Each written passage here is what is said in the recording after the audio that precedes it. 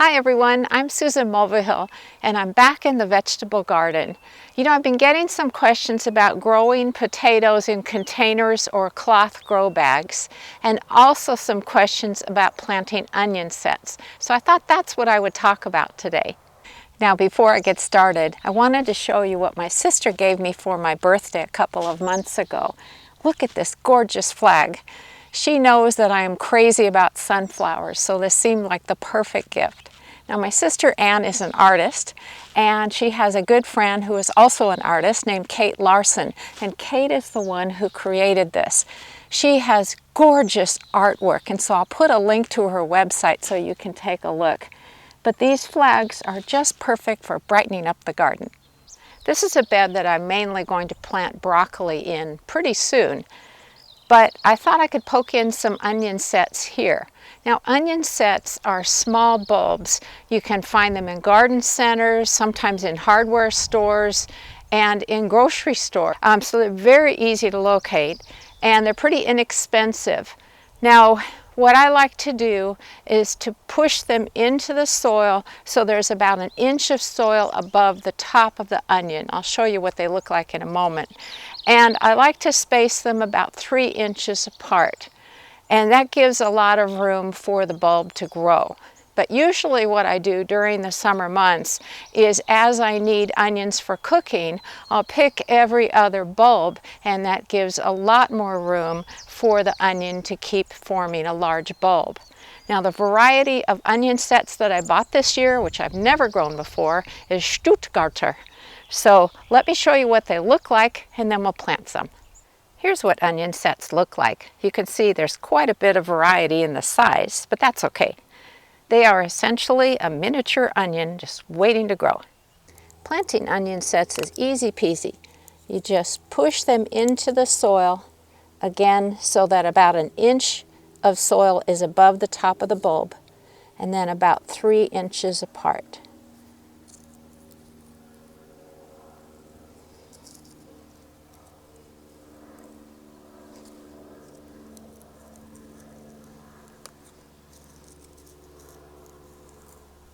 Cover them over.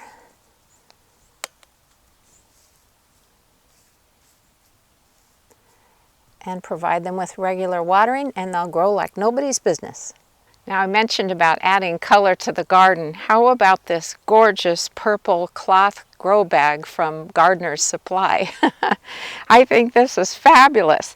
So this is 16 inches tall and 16 inches in diameter. It will hold 50 quarts of potting soil. That is a lot. So today I'm going to plant it with some seed potatoes, and then you'll know how to do it. The first thing you want to do is to fill the bottom of the grow bag with about 4 inches of an organic potting soil. I've had to move into the shade so that you can see inside the grow bag. So the next step is to put 5 seed potatoes into the bag and just nestle them into the soil. You can see this one's already got a bit of a head start.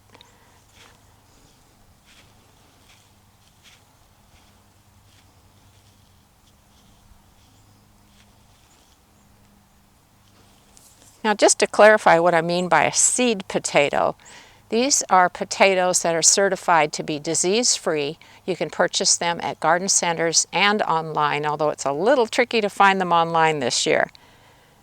You can use organic potatoes from the store, but what you need to know is that a lot of them are treated with something that keeps them from sprouting, so that they'll keep longer both at the store and in your kitchen. And so it's really better to go with a seed potato from a garden center. I would not recommend using potatoes that are not organic as your seed potatoes, because farmers who grow their potatoes conventionally use a ton of chemicals, and I don't want anything to do with them. Now I want to cover the seed potatoes with about 3 more inches of potting soil.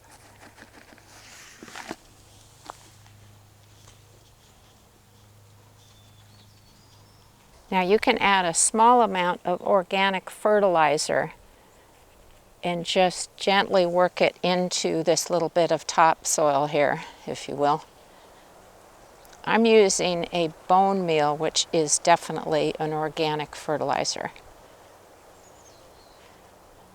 Next thing to do is to water it in well. So now what happens? Well, pretty soon you're going to start seeing some green sprouts coming up through the potting soil, and that's always exciting.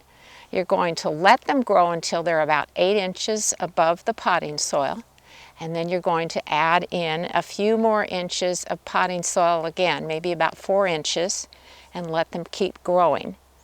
Now, potatoes do not need a ton of water, but they do like to be watered regularly.